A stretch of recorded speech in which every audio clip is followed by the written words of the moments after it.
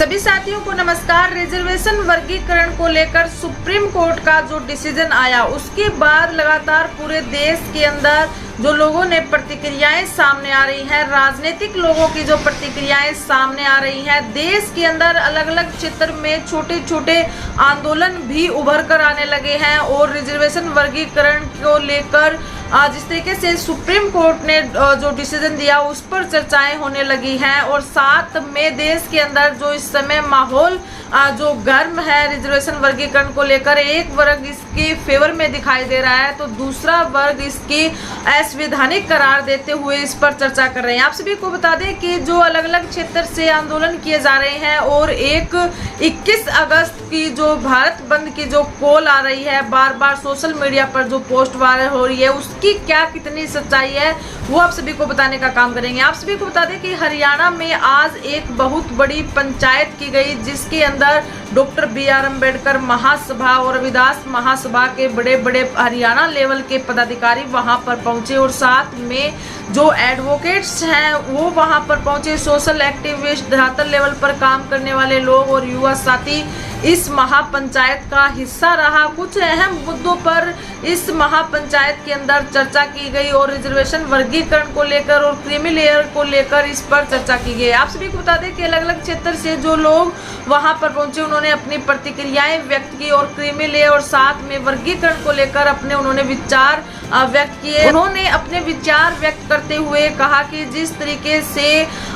संविधान के अंदर जो रिजर्वेशन को लेकर जो बातें कही गई है वो सामाजिक और शैक्षणिक रूप से जो पिछड़े हुए लोग हैं उनके लिए ये प्रावधान किया गया था, ना कि आर्थिक आधार पर संविधान के अंदर प्रावधान किया गया था। इसी के तहत क्रीमी लेयर पर भी चर्चा की गई। जिस तरीके से क्रीमी लेयर की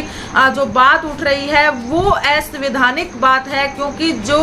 रिजर्वेशन मिला है वो आर्थिक नहीं है, वो सामाजिक और शैक्षणिक रूप से जो समाज SC ST समाज जो पिछड़ा हुआ समाज था उनको उभारने के लिए रिजर्वेशन की व्यवस्था की गई। इसी के साथ आप सभी को बता दें कि जो राजनीतिक दल है जो रिजर्वेशन वर्गीकरण के लिए बात उठा रहे हैं उसमें खुलकर और सबसे आगे अगर हम देखते हैं तो बसपा पार्टी की तरफ से रिजर्वेशन वर्गीकरण को लेकर सबसे पहले इस पर ट्वीट करते हुए बहन जी कुमारी मायावती ने भी इसके खिलाफ में पोस्ट की और कहा कि किस तरीके से रिजर्वेशन वर्गीकरण असंवैधानिक है। आज उत्तर प्रदेश में लखनऊ के अंदर भी इस पर बड़ी वहां पर चर्चा की गई और रिजर्वेशन जिस तरीके से जो कोटे में कोटे देने का प्रावधान करने की जो बात कर रहे हैं सुप्रीम कोर्ट, उन्होंने प्रतिक्रिया देते हुए कहा कि जो संविधान के अंदर जो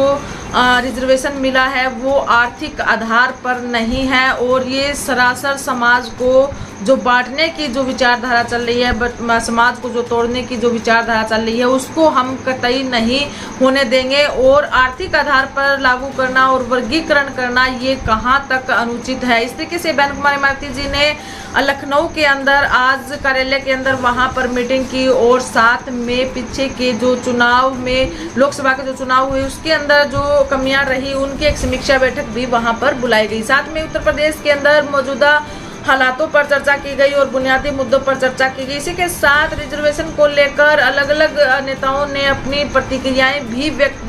की गई है। इसी के साथ कांग्रेस पार्टी की तरफ से खड़गे जी ने भी कुछ साफ स्पष्ट तो नहीं कहा लेकिन आज वो रिजर्वेशन पर बोले तो सही, वर्गीकरण के मुद्दे पर बोले तो सही। इसके बाद चंद्रशेखर जी भी लगातार इस मुद्दे पर अपनी प्रतिक्रियाएं व्यक्त करवा रहे हैं कि किस तरीके से समाज को बांटने की जो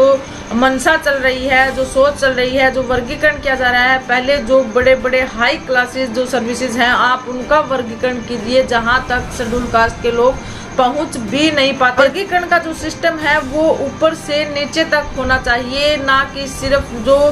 शेड्यूल कास्ट की जातियां हैं, शेड्यूल ट्राइब की जो जातियां हैं उनके अंदर ये वर्गीकरण होना चाहिए। जो ऊपर की जो हाई क्लास जो सर्विसेज हैं उनके अंदर भी वर्गीकरण की पॉलिसी लागू होनी चाहिए। इसी के साथ